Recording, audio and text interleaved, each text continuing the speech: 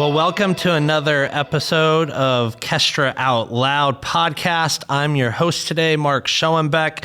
I am so excited to be joined here by Alex Panas, founder, managing partner, and wealth planner at Synthesis Wealth Planning in Morristown, New Jersey. Alex, welcome. Thanks for being here. Thanks for having me, Mark. I appreciate the invitation. Yeah, I'm excited. So before we get into the topic at hand, how about you take a quick second, tell us a little bit about yourself, about your firm, let everybody know who you are. Okay, sure.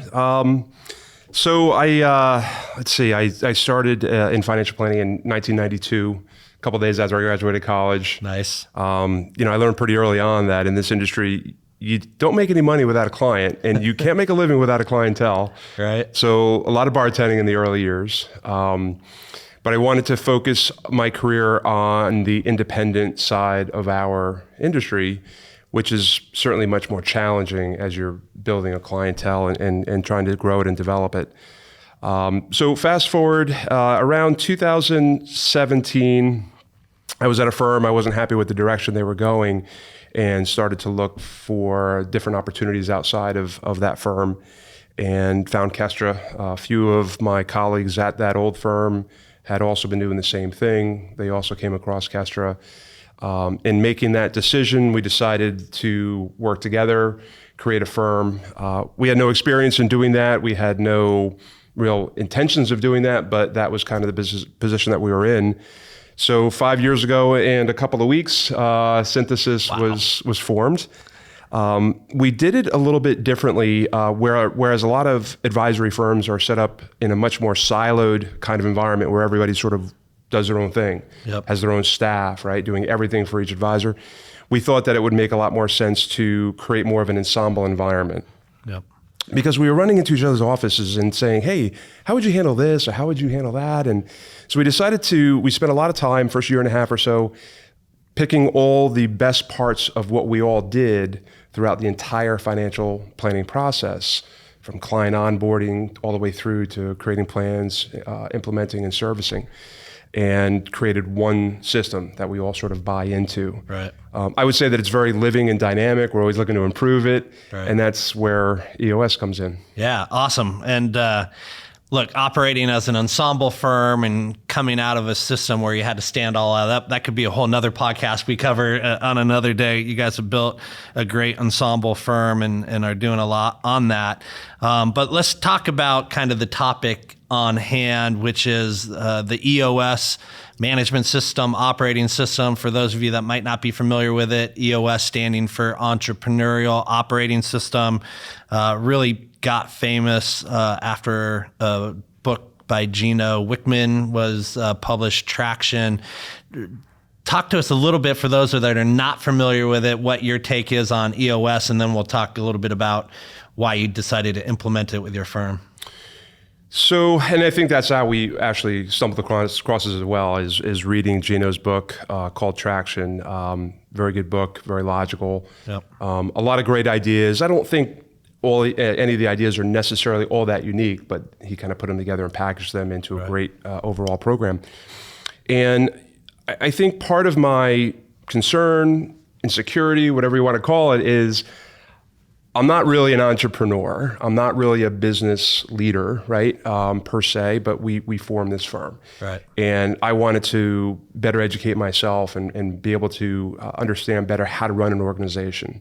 You know, my 25 prior years was about running a financial planning practice, not an organization. So we read Traction, excellent book, and just based on the wide scale use and implementation of it among small, mid-sized, and some large-sized firms around the country, we felt that it had some credibility and something that we could, adopt for Synthesis. Yeah.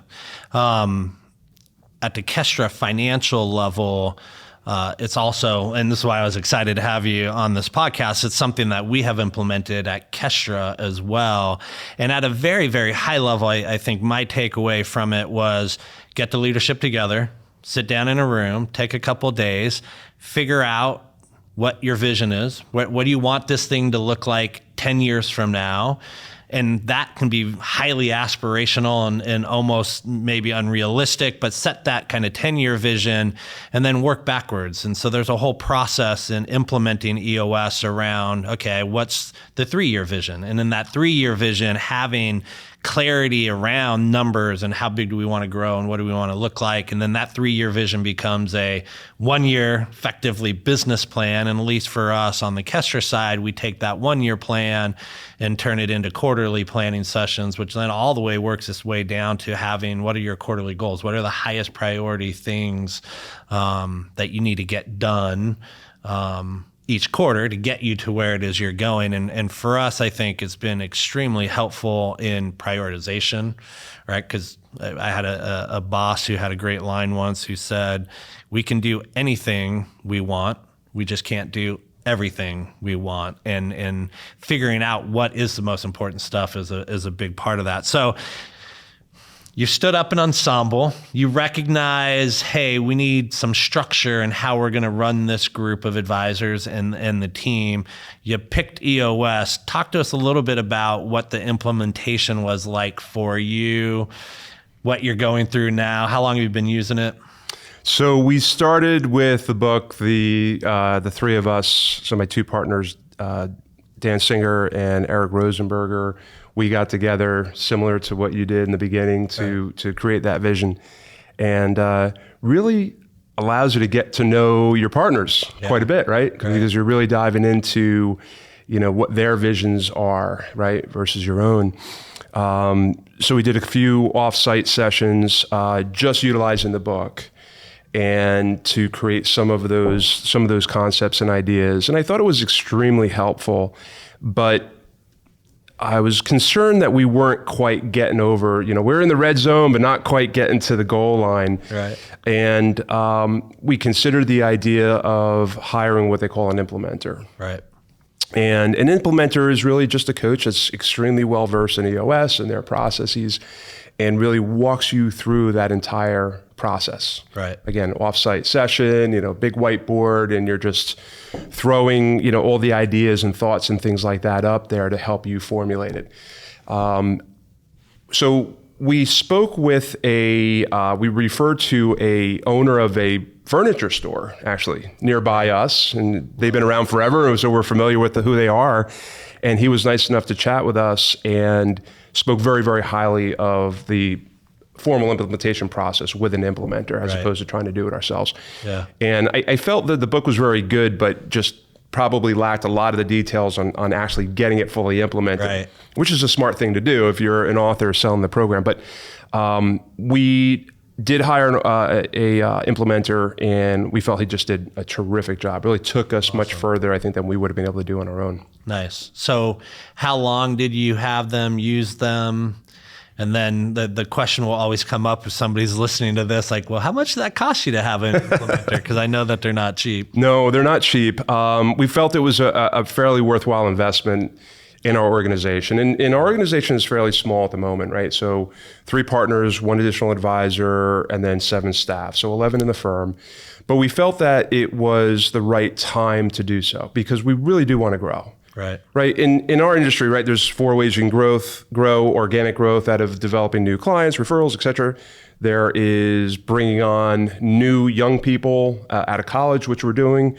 There is bringing seasoned advisors into your firm, and then there's buying practices. Right. So we'd like to engage in all of those, but we want to build it the right way. Right. And so we felt this was good timing to do that.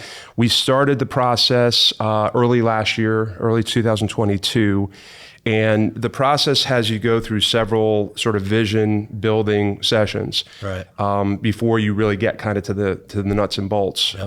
And then eventually you work into those quarterly meetings. So we've asked our implementer to help us with those quarterly meetings as well. So sort of get us guided into how we execute those meetings. Right. And those are going to be the ongoing type of things. So we've done a couple of those quarterly meetings now.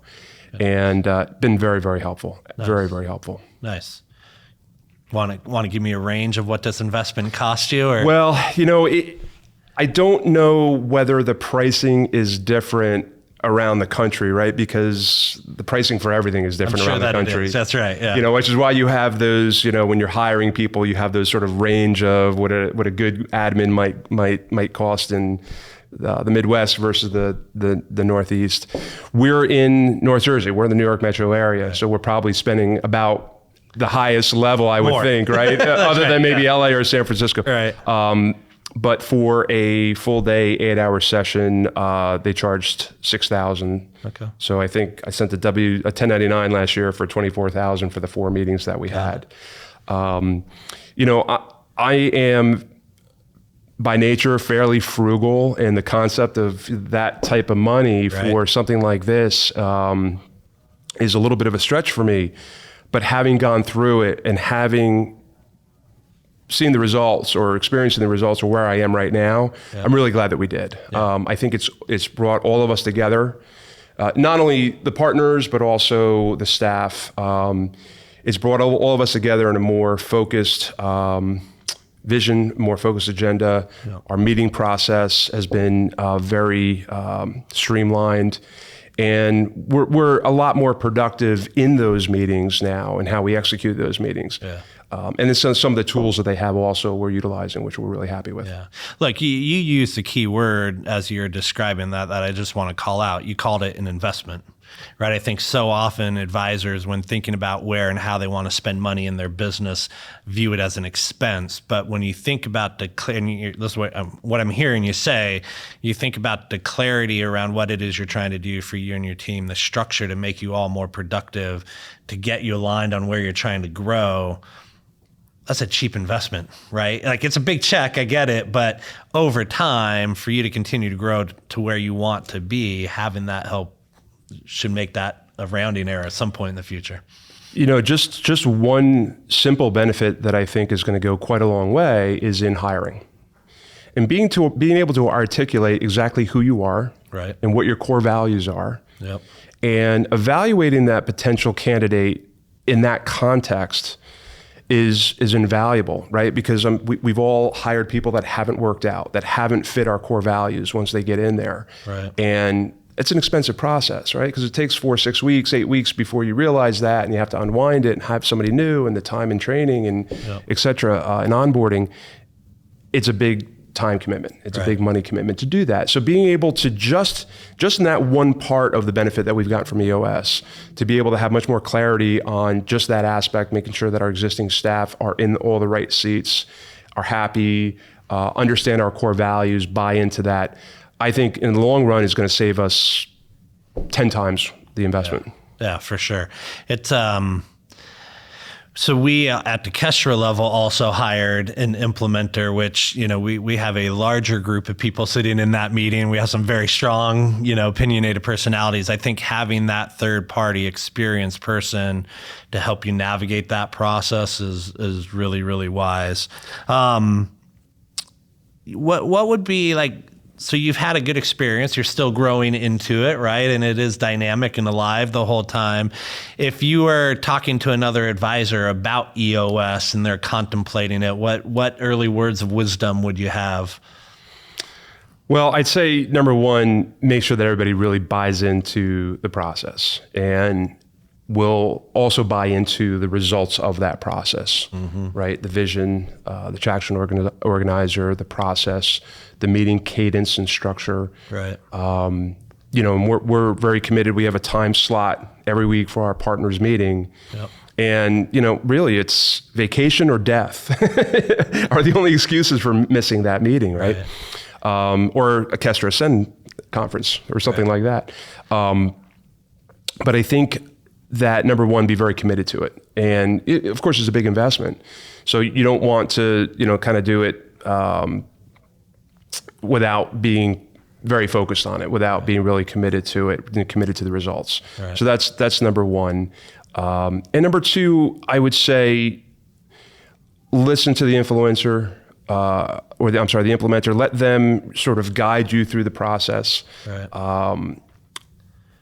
be open-minded and not be skeptical of, what's being said, because there is a process. We don't, we as financial planners have a process for our clients, and they don't always see the end of that process as you're going through it. And I think it's a similar example. That was a common theme as we were implementing is trust the process, trust the process. You might think there's a better, easier, quicker, shorter, faster way, but you got to trust the process because it's fairly proven to work. And I love the analogy of a client in a financial plan, right? They're always looking for some way to like second guess it or change it. And you just like, trust us, we know what we're doing. That's right. That's right. That is fantastic. You said something a little bit earlier that I wanted to pull out a little bit. You said that it helped you get to know your partners better. So talk to us a little bit more about that, because I have some interesting insights on that. I'm just curious if they're the same as what you've experienced.